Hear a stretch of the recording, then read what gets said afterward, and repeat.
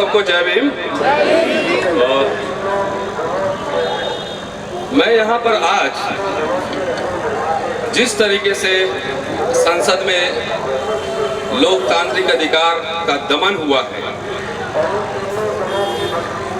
उसके प्रतिरोध में यहाँ हम लोग खड़े हुए हैं और मैं उसी के समर्थन में आया हूँ। पिछले 4-5 दिन पहले हम लोग राज्यसभा टेलीविजन देख रहे थे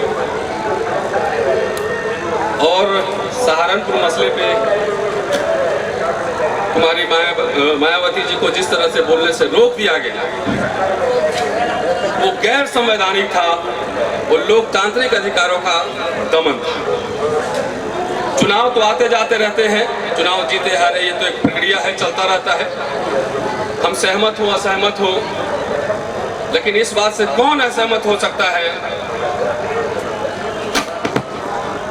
कि मायावती जी इस देश की एक बड़ी पार्टी की राष्ट्रीय अध्यक्ष है और एक बड़ी नेता है, इससे कोई असहमति नहीं हो सकती है इस बात से। और उनको दलित मुद्दे पर नहीं बोलने से रोकना ये बड़ा ही हास्यास्पद था और शायद लगा कि जो संविधान की जो स्पिरिट है, जो लोकतांत्रिक अधिकार हमें देता है, उसकी संसद में ही हत्या कर दी। साथियों, दिलचस्प मसला यह है कि उस समय जो सभापति बैठे हुए थे वो कांग्रेस के थे और मैं सुन रहा था जब प्रोसीडिंग, तो पहली बार एक दिलचस्प नजारा देखने को मिला कि सरकार के लोग ही संसद में बहस नहीं होने देना चाह रहे थे। सरकार के लोग, अमूमन आप देखते होंगे विपक्षी दल के लोग हैं वो हंगामा करते हैं संसद के अंदर, लेकिन यहाँ सरकार के लोग हंगामा कर रहे थे। वही नहीं, भाजपा के एक बड़े नेता और अभी मंत्री भी हैं नकवी साहब, मुझे तो लगता था कि राजनीतिक रूप से थोड़े मैच्योर होंगे। उन्होंने संसद में उसी समय कहा कि बहन मायावती जी इस संसद में राजनीति कर रही है, राज्यसभा में राजनीति कर रही है। मैं यह सुनकर थोड़ा अचंभित हुआ। फिर मुझे लगा कि जिस विचारधारा को वो प्रेजेंट कर रहे हैं, रिप्रेजेंट कर रहे हैं, वो सही ही कह रहे थे कि संसद में अब भजन कीर्तन होगा और राजनीति जो है अडानी अंबानी के घर में होगी। ठीक कह रहे थे, समझने की बात है।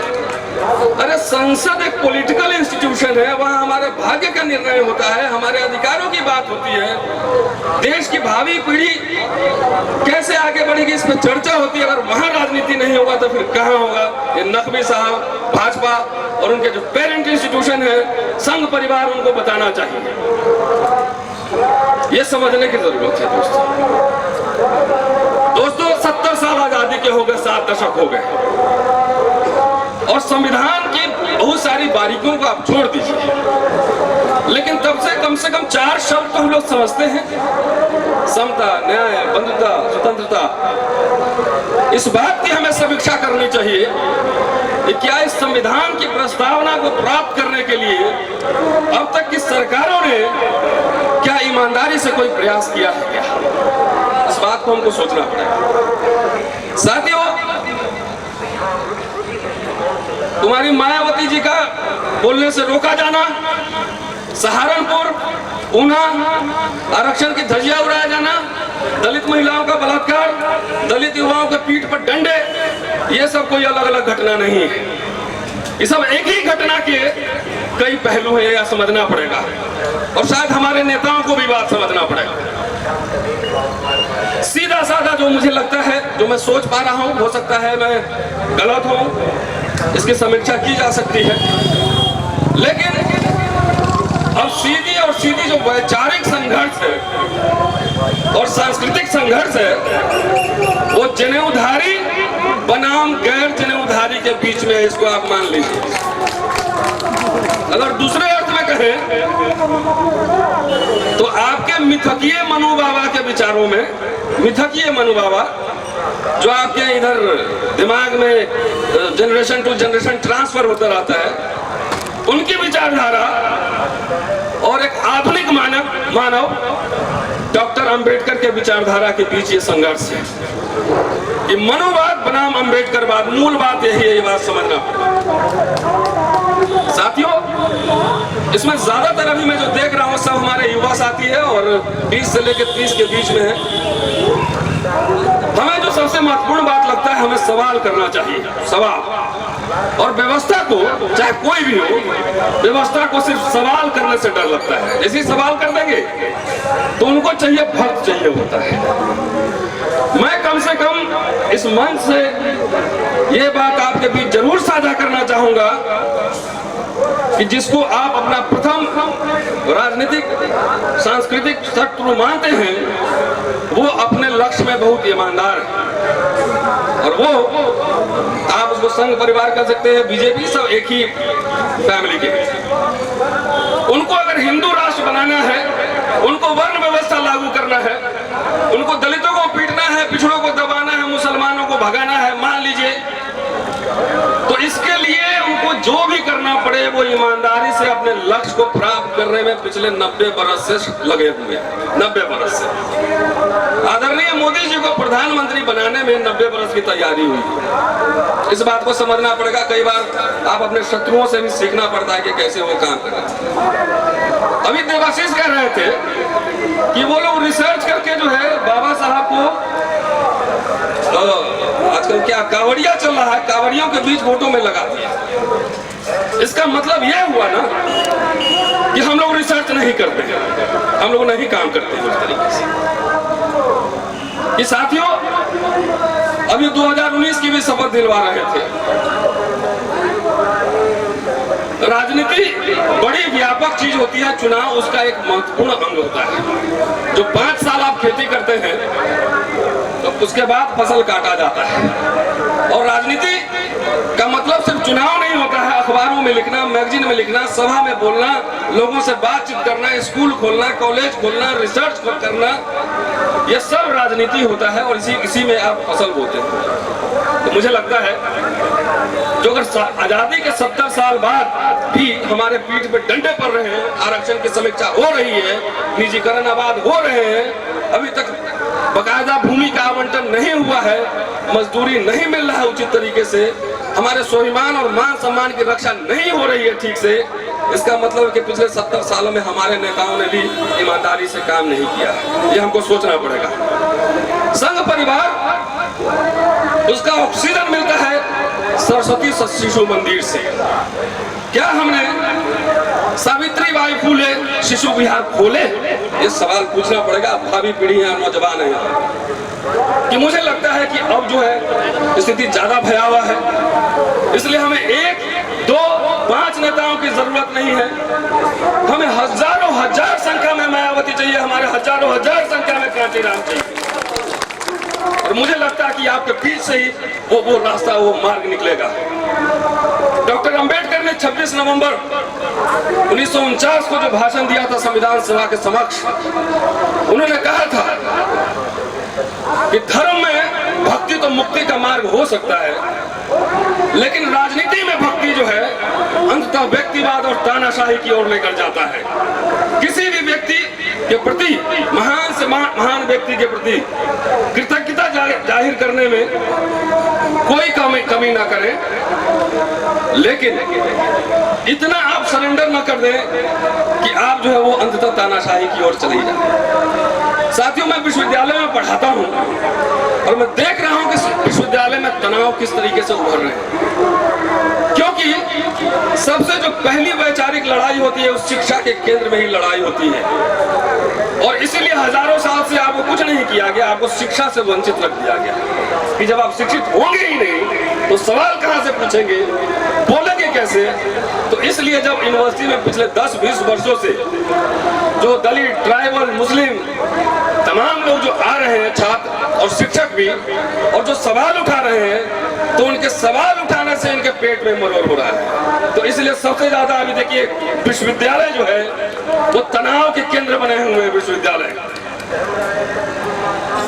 मुझे लगता है कि अब अब समय आ गया है कि हमें चौक चौराहे हर जगह सवाल करने वाले नेता पैदा करना होगा, और एक दो नहीं, हजारों हजार की संख्या में।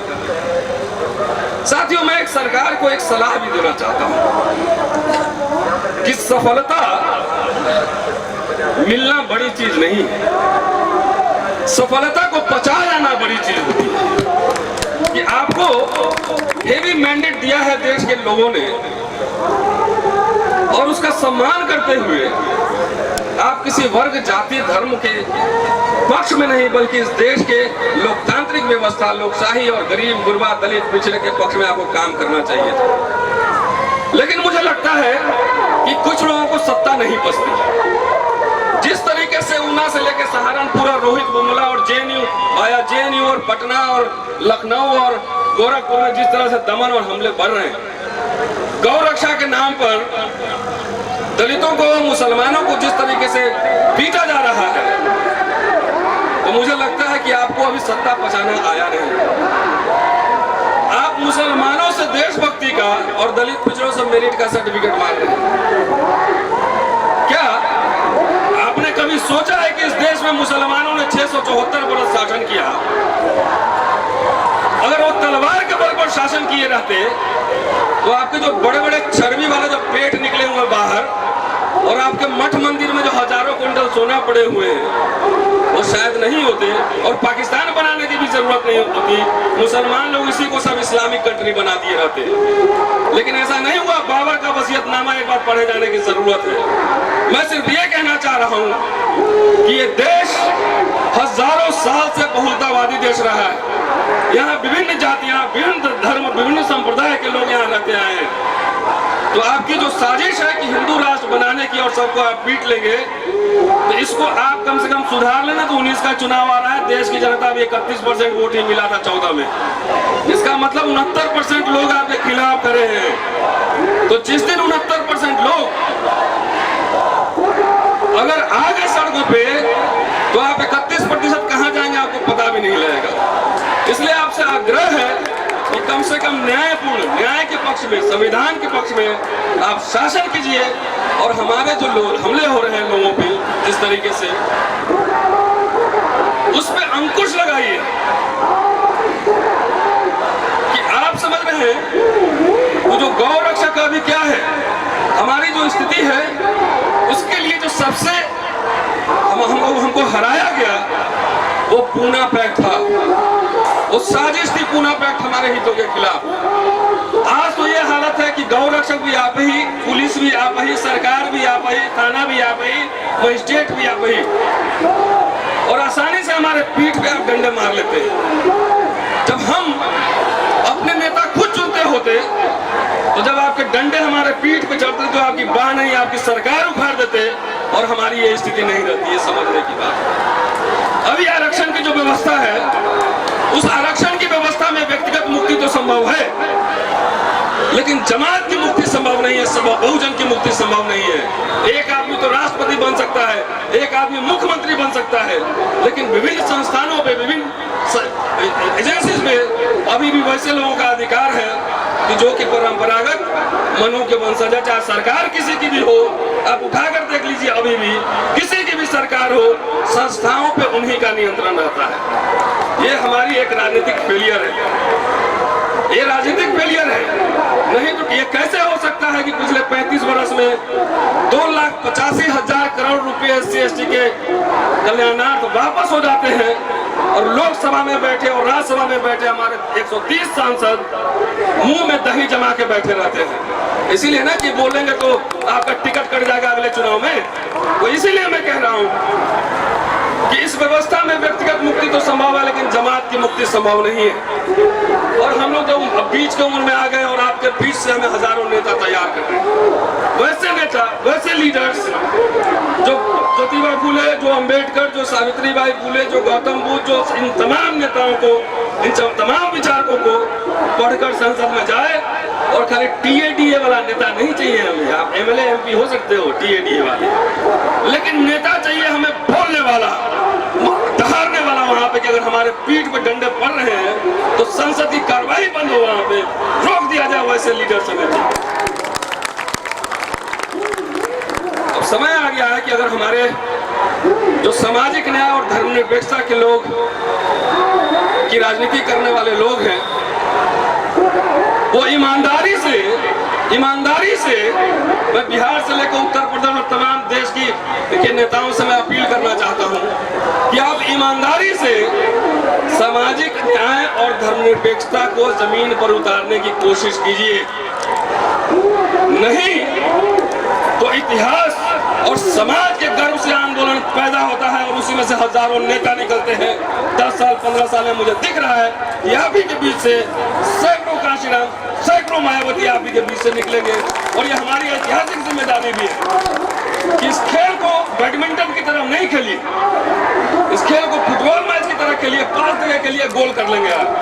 आइए, हमारा कंधा तैयार है, इसमें पांव रखिए और छलांग लगाइए। ये नहीं कि मैं अकेले मुक्त हो रहा हूँ और आप सब यही जैसे के तैसे खड़े हैं। हमें ऐसे नेताओं की जरूरत है जो जमात की मुक्ति के लिए अपने आप को, अपने शरीर को मिट्टी में तब्दील करने के लिए जो तैयार हो। साथियों, कहने के लिए बहुत सारी बातें हैं, लेकिन मुझे लगता है मुझे वो संभावनाएं दिख रही हैं और जिनको नहीं दिख रही है वो शायद अपने चर्बी उतार ले यहाँ से। मुझे दिख रही है, वो चाहे वो हैदराबाद हो, चाहे वो जिग्नेश मेवानी हो, चाहे वो दिल्ली विश्वविद्यालय हो, चाहे जेएनयू हो, हमारे शिक्षकों, छात्रों, नौजवानों पे इतने सारे डंडे पड़ते, इतने सारे दमन होता है। लेकिन अगर आप उस सवालों को एड्रेस नहीं करेंगे तो जो दमन सहने वाले, जिनके पीठ पे डंडे पड़ रहे हैं, जो सवाल उठा रहे हैं, वही हमारे भविष्य के नेता होंगे। जय भीम साथियों, जय।